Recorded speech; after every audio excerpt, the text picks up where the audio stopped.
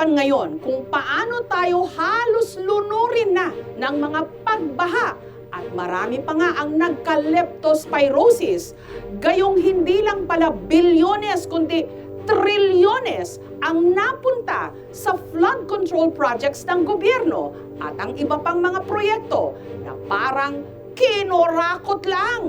Sino ba ang mga dapat managot? Bunsod ng sunod-sunod na mga bagyo kamakailan na nagdulot ng mga pagbaha, tumaas ang bilang ng mga nagka-leptospirosis. Ang mga pampublikong ospital nag-overcapacity, kaya may mga nagdeklara na ng leptospirosis surge. Pero ayon sa independent health reform advocate na si Dr. Tony Liachon, hindi lang daw leptospirosis surge ang dapat pagtuunan ng pansin ng gobyerno. Pati na ang tunay na ugat ng paglaganap ng sakit na ito na kung tawagin niya, kleptopyrosis. Pinagsamang mga salitang leptospirosis at kleptomania o hindi mapigilang pagnanakaw. Ayon kay Liachon, ninakaw kasi ang pondong dapat inilaan sa flood control projects. Hanggang ang Pangulo na mismo ang nainis. Sa mga nakikipagsabwatan upang kunin ang pondo ng bayan, hiya naman kayo sa inyong kapwa Pilipino. Sinundan ng hearing sa Senado. Nako, ilang project ang na-execute mo na? Marami na eh. O kanina sinabi mo hindi ka pa nakapag-umpisa eh. Paano nga ba tayo humantong sa ganito? Ang bilyones na nakalaan para masolusyonan ang taon-taon na lang nating problema sa mga baha. Nakurakot! Ilang linggo na ang nakararaan mula nung humagupit ang sunod-sunod na mga bagyo.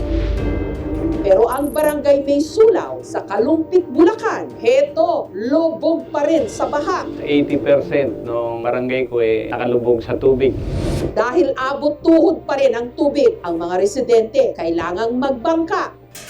Ang ilang mga pasilidad ng May Sulaw Elementary School hindi na mapakinabangan. Tuwing ganito po na may high tide, ito po ang level ng tubig na nakikita nyo ngayon, ito po ay tumataas pa hanggang dibdib. Ang itinuturong salarin ang palpak na flood control project sa kanilang barangay. Hindi tama yung pagkadugsong niya, kaya siguro bumitak. Malaking bagay ito kasi kung lumalaki tubig, hindi basta-basta pumapasok rito sa amin.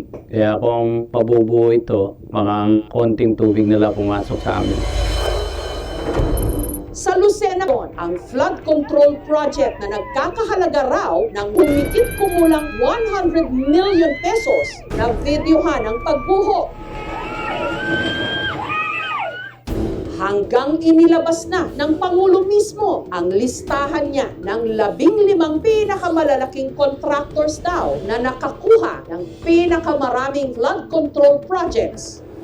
Sa 545 billion pesos na budget daw para sa mga proyekto nitong nakaraang 3 taon, 20% nito o humigit kumulang 100 billion pesos napunta lang sa 15 contractors na ito. Pagka kasi magkakakilala yung nag-o-offer, nag-uusap-usap muna sila kung ano yung offer nila. Sa market economic system, ang tawag dyan, oligopoly, unethical. Pino na rin ang Pangulo na karamihan sa mga proyekto, hindi lang pareho ang presyo o contract cost. Pareho rin pati disenyo at materyales na gagamitin. Gayong itatayo o itinayo na ang mga ito sa iba't ibang mga lugar. Sinundan niya pa ito sa pagbisita mismo sa flood control project sa Bulacan na pang-5 sa top 10 flood-prone areas sa Pilipinas. At siya ring probinsya na may pinakamaraming flood control projects. Kabilang na ang dikeng ito sa Barangay Frances sa bayan ng Kalumpit na pinaglaanan ng 77.1 million pesos. Pinuna ng Pangulo na ang materyales na ginamit substandard. Tingnan naman ninyo, paano magiging completed yan? Masukal na yan yun. Ibig sabihin, matagal na silang hindi nagde-dredge. Pinuntahan din niya ang Baliwag para sa proyektong nagkakahalaga ng 55 million pesos. Pero pagdating niya roon, wala naman siyang nakitang kahit na anong proyekto. Malinaw daw na isa itong ghost project. I'm getting very angry. Pero wala talaga, 220 meters, 55 million, completed ang record ng Public Works. Kahit isang araw hindi nagtrabaho, wala. Hanggang saan nga kaya aabot itong pagsiwalat sa mga kurakot o katiwalian sa gobyerno? Sa linggong ito, nakarating ito sa Senado. Nitong Martes, ipinatawag sa Senado ang top 15 contractors na pinangalanan ng Pangulo. Pero 7 lang sa kanila ang dumalo sa hearing. Sabi mo hindi ka pa nakapag-umpisa ng project. Paano ka naging quadruple A? Yung sinasabi kong 1992 is highway pa yon. Hindi natin pinag-uusapan yung hardware mo. Ang pinag-uusapan natin flood control projects. Paano ka nagkaroon ng lisensya? Isa sa mga nagsiwalat ng mga di umano maanumalyang mga proyekto ng gobyerno, si Senator Panfilo Lacson. Sa nauna na niyang pahayag, sinabi niyang hindi bababa sa 67 na mga kongresista ang di umano supplier o contractor din mismo ng government projects. Sa kanyang privilege speech, inilahad ni Senator Panfilo Lacson kung paano raw kinurakot ang pondong nakalaan para sa flood control projects sa ilang mga probinsya gaya ng La Union, Pampanga, Bulacan at Oriental Mindoro. Ang kalakaran ng ilang mga kontratista at mga kasabot nila sa gobyerno sa paghahati-hatian ng pondo, kasama na rin ang mga termino o codes patungkol sa kanilang modus.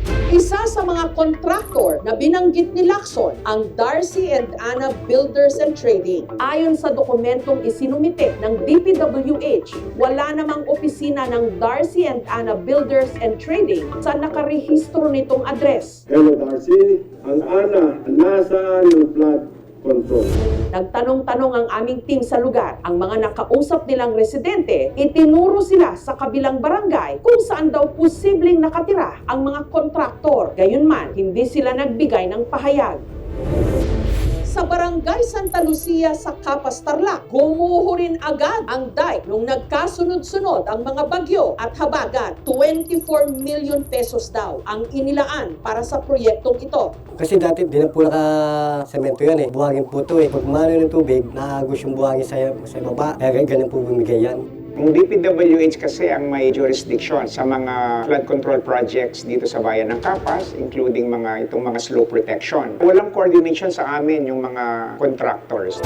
Ayon sa munisipyo, ang kontratista para sa proyektong ito, Santo Cristo Construction and Trading Incorporated, na ang opisina pinuntahan ng aming team sa Bataan, pero wala naman silang nadatnan doon.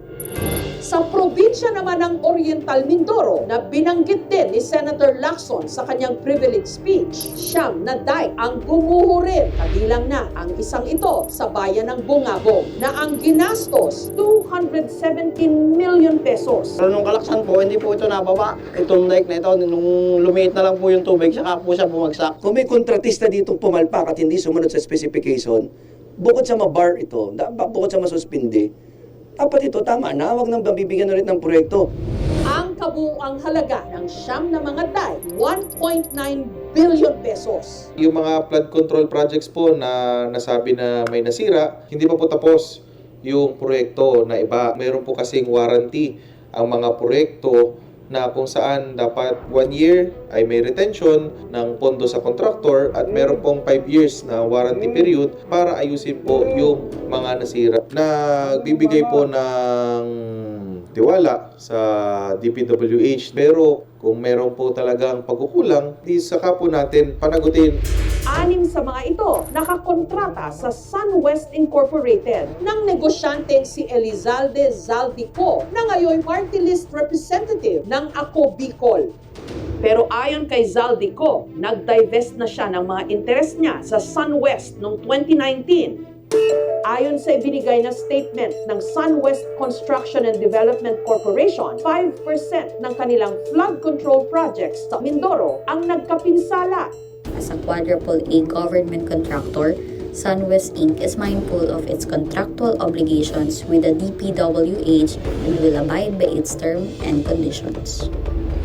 Ang isa naman sa siyam na dike nakakontrata sa St. Timothy Construction Corporation na pagmamay-ari ni Pacifico Curly Discaya II, asawa ni Sara Discaya, na tinalo ng kampo ni Mayor Vico Soto sa Pasig nito lang nakaraang eleksyon. Nagtungo rin ang aming team sa nakalistang address ng St. Timothy Construction Corporation na building din pala ng St. Gerard Construction na pagmamay-ari pa rin ang mga Discaya. Pero hindi rin sila nagbigay ng pahayag. Walang humarap sa aming team.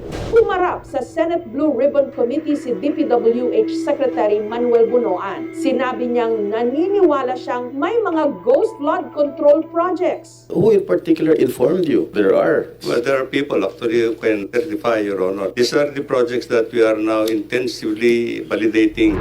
Nitong Sabado, sinabi niyang umabot ng 450 billion pesos. Suma total. Karamihan nakalaan sa flood control projects ng gobyerno ang ipinasok sa DPWH budget sa ilalim ng 2025 General Appropriations Act. Malacanang established and launched the Sumbong sa Pangulo website last week. I commend and sincerely thank the President for this open source website. Isa sa mga dumalo sa privilege speech ni Senator Lacson, si Baguio City Mayor Benjamin Magalong, ang lead convener ng M4GG o Mayors for Good Governance. Retiradong general ng PNP si Mayor Magalong. Dati rin siyang hepe ng CIDG o ng Criminal Investigation Detection Group na siya ring inatasang nag-imbestiga sa Mamasapano Massacre taong 2015. I sacrificed my career to fight for what is right. Ganon din yung Mamasapano. I fought for what is right. Ano pa bang question ninyo sa reputation ko at track record ko? Mayor Magalong, salamat po sa interview na ito. Yes, good afternoon, Jessica. Pwede po bang malaman, paano niyo ho naisip na bumuo na itong Mayors for Good Governance na movement? Nag-umpisa yan nung nagsalita ako sa Philippine National Police sa Camp Crame sometime in July 2023. Is corruption now becoming a norm in government? Marami na tumatawag at nagsasabi sa akin, huwag mo na ituloy yan, kawawa ka lang dyan. Naalala ko na tumawag doon sa mga kaklase ko sa leadership and governance. Then we built the Mayors for Good Governance na. And the first launch was done in UP Diliman. And there were 56 mayors. 56 lang po. Oh yeah, 56 out of the 1,400 plus na mayors. At wala kaming ginawang filtering. After mga almost 2 years, 2025, umabot kami sa 202. Nawi-weirdan lang po ako as a layman na out of the 1,400 mayors sa buong Pilipinas, kukunti lang yung gustong maging miyembro po ng Mayors for Good Governance. So, what does that tell you? Paano sinasabi nito? Ayaw nilang maging maayos at malinis at tapat na mamumuno? Alam mo, sa 202, lumalabas na 11% lang yan. We're just scratching the surface. Siguro tanong, bakit ayaw mag-join? Isang malaking factor is natatakot sila na baka mawalan sila ng tubig sa gripo kasi binabantayan din sila. Mawalan ng tubig sa gripo? Ano ibig sabihin nun, May? Mawalan sila ng pondo. Ganun ba sa gobyerno? Pag gusto mong maging tapat at malinis na mamumuno, pwedeng patayan ka ng gripo? Alam mo, nakakalukot pero yan ang katotohanan. Yan na yung sistema. Kaya, kasi nga it's a good governance has become an exception rather than a norm dito sa Pilipinas. Such a lonely fight. Do you feel that? Initially. Pero I went over the words again of Senator Lacson, frustrated. Don't get frustrated. Alam mo ngayon, ang dami naming suporta coming from very reputable na mga organization from the private sector. Noon pang nakaraang taon, inilabas ni Magalong ang mga nadiskubre niyang diwanong anomalya sa DPWH sa Cordillera Administrative Region o CAR, katulad ng overpriced na pagbili ng tinatawag na cat's eyes o reflector lights sa mga kalsada. Ang aktwal na presyo ng bawat unit ng Cat's Eyes nasa 1,350 pesos lang. Pero ang nakalagay sa detailed unit price analysis ng DPWH, 11,720 pesos na ang presyo. Ibig sabihin, overpriced ng 10,370 pesos per unit. Kung may 100 Cat's Eyes sa kalsada, gagastos ang gobyerno ng mahigit 1.1 million pesos sa halagang dapat lang sana 135,000 pesos. Sa computation ni Mayor Magalong, 9.8 billion pesos ang kabuang halaga ng naibulsa para lamang sa Cat's Eyes. 121,330 pesos ang inilaang pondo para sa yellow barriers sa bawat isang metro ng kalsada. Pero ang aktwal na presyo lang daw nito, 20,000 pesos. Malinaw na ang kickback kada isang metro mahigit 100,000 pesos.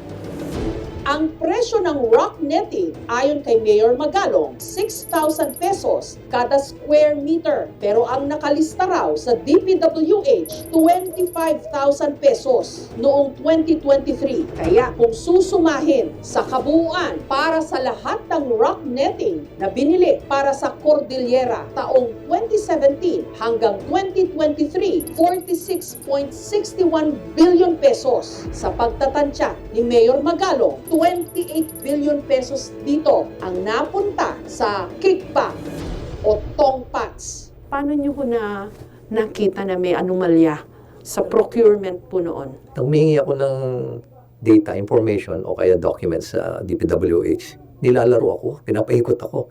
Minsan nga nag-request na ako through the Regional Development Council to compel DPWH to provide me documents, yung mga contracts, gano'n. Ang sabi sa akin ng DPWH, bigyan ka na lang namin ng link. Pinuksan namin yung link. Isang linggo na kami click kasi wala kami makita doon.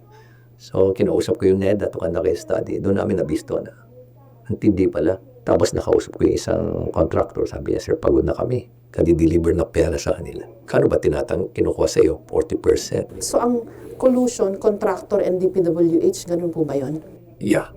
Contractor, DPWH. Tapos, tinanong ko sa kanya, sino ba binibigyan mo? Pero di siya mga binanggit sa akin ng mga mambatas. Tanong ko sa kanya, ilan ba kayong contractor? Sir, sa grupo namin, 7 kami, pero hindi ako yung contractor.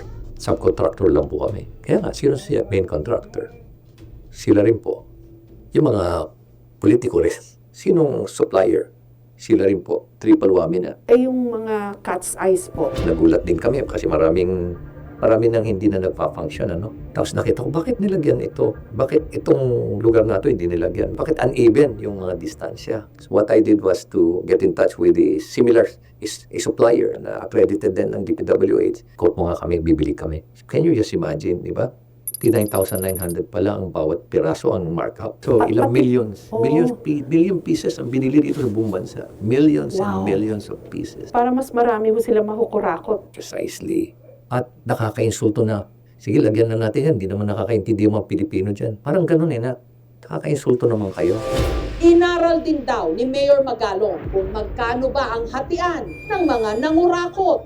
Mayor, kayo rin po yung nagsabi na kung pie chart yung budget para sa isang proyekto ng gobyerno, 30% lang pala yung napupunta sa actual cost. For the execution. And then, average kasi lumalabas ng mga 40 to 45, di ba? Pero wala pa yung profit ng contractor. Sabi mo, nag-impose siya ng 15%, 30% na maiwan. Okay. Yun yung 30% na gagamitin niya. So, ang tanong ko sa kanya, how will you be able to execute it? Diba? Paano mo ma-assure na quality yan? Sir, hindi sir. Pipilitan kaming mag-substandard. Kaya walang bakal yung mga nakikitang proyekto. Kaya po yung simento napakanipis. Ganon din pati yung asphalt overlay, mga road opening.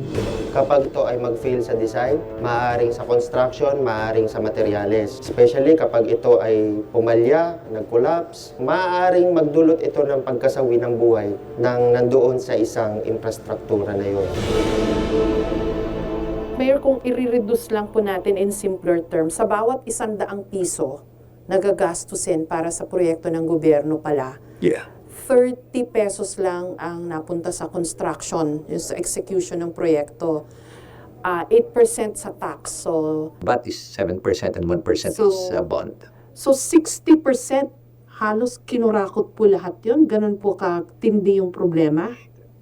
Wow! E di limpak-limpak po yung kinikita ng mga kurakot pala. And some of them are stealing 1 billion a year, more than.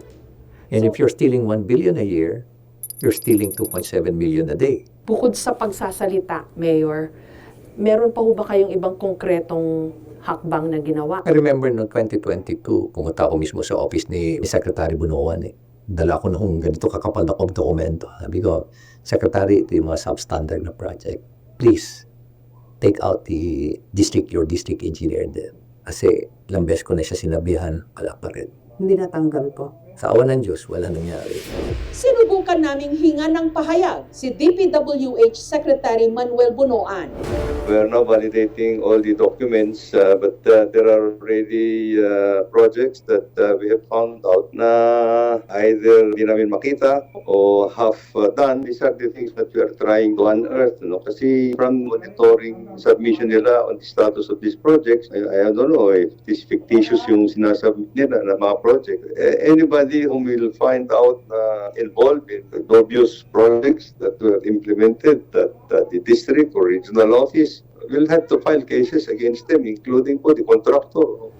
Una nandyan yung Anti-Graft and Corrupt Practices Act. Pwedeng maparusahan ang akusado ng 1 to 10 years plus fine. No? Dito rin yung malversation of public funds. Kapag ginamit ang pondo ng publiko sa pansariling interes, maaaring mapatawan ng parusa ang public official ng 8 to 12 years.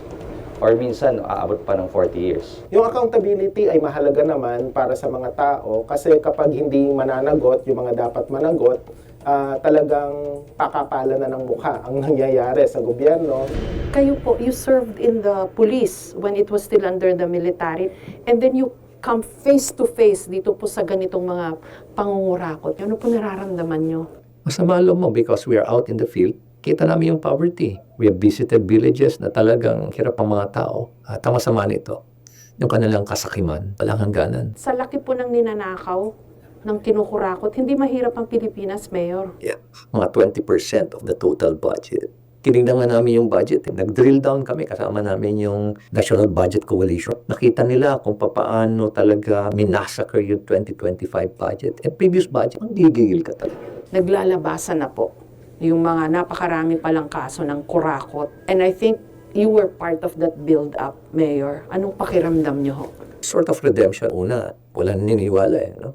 Binabanatan ako. Alam mo, I spent half of my time sa mga caucuses spent explaining the lies. At nakakalungkot isipin. Natatakot po kayo for your life dahil dito sa mga naisiwalat nyo na. Mabigat na laban ito. Of course, I fear for the safety of my family. Not so much sa akin. Kaling naman tayo sa ganyan, sa gera. No? May talab pa ho kaya ang lahat ng ito dun sa mga kurakot to the bone, to their core? Meron kasing phenomenon sa human behavior. Sabi nga nila, man's desire is insatiable. Walang kabusugan. Walang kabusugan. Kasi tayo rin we don't speak up The Filipino people just simply opt to be silent. Yan ang sandata nila ngayon. Tahimik lang sila. Okay lang, bulsa tayo ng bulsa. May pag-asa po ba tayo? Meron pa naman. As politicians, na it's about time na talagang embrace namin yung real essence of public service. At tama na. Tama na. Mahiya na po tayo. Sa mga naranasan nating hirap, pagod, at perwisyo, at sa mga narinig nating kwento tungkol sa katakot-takot na pangungurakot nitong nagdaang mga araw, The depth of corruption has become so overwhelming. hindi mahirap isipin na hindi pala baha ang magpapalubog sa ating bayan, kundi kasakiman.